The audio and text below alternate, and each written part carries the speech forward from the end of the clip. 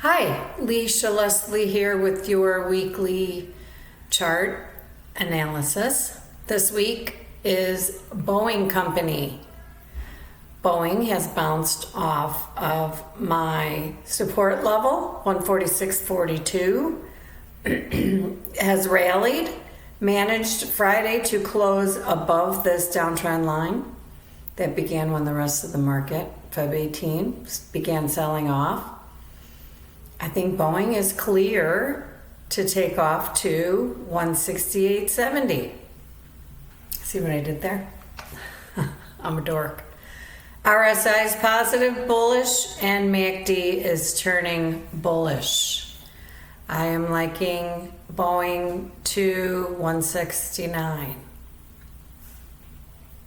Thank you for watching. Please like, comment, subscribe, or leave me a stock you'd like to see analyzed.